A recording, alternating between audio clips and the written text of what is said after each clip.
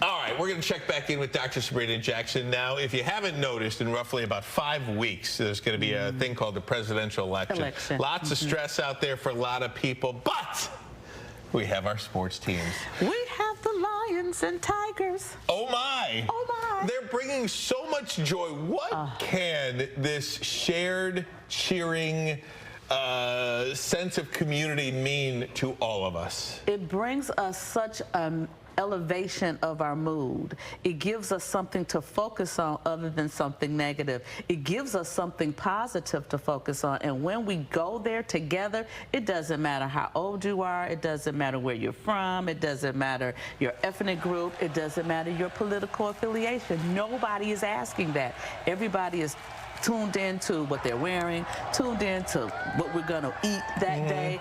All the things that go with supporting that team. Yeah, the Lions score a touchdown tonight. You're in the stadium.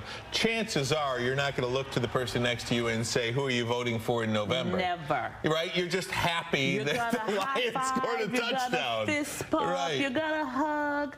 All of those emotions gives us that feeling of the production and the release of dopamine and serotonin, which is happiness, right? Yeah. So we feel good in that moment, and so just think about how high the sound variable goes up when you're cheering, and to be a part of that energy gives you in that moment such a feeling of elation and joy. And Dr. Sabrina, we have seen over the course of history how sports teams in any city, in the country, if you want to go back to the Olympics, 1980 even. Oh my goodness, yes. Or the Tigers in '68, what teams can do for just the general health of a community, of a city, of a country. When we're feeling good, when we're excited and we have something to focus on, it definitely does play on our mental wellness. It helps to elevate our mood. It elevates our optimism. And so if I'm optimistic here, it may spill over to my relationships with my children, with my job. And so it does have a rippling effect in our lives, just that focus on that positivity for the team. And even in the workplace, right? I mean, you go to work, you're standing around the water cooler or whatever the case may be, the coffee maker, and you do have some built-in conversation that already, right? Yes, of course. And even like with you guys, when you all come on Mondays, I know there's going to be blue going on. There's blue going on. I started to wear blue today, but then the blue top I had, I didn't like it, so I took it off and put on red. That's all right.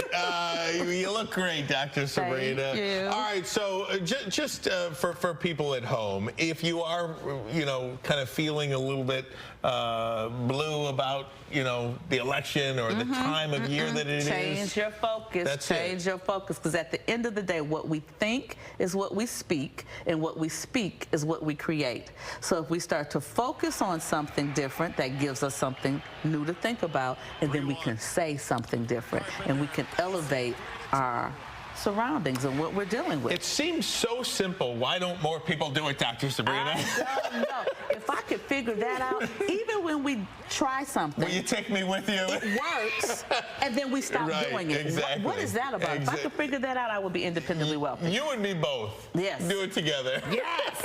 Independently together. Dr. Sabrina, SabrinaJackson.com, SabrinaJackson.com, or on Instagram @ThePeopleExpert_. You rock.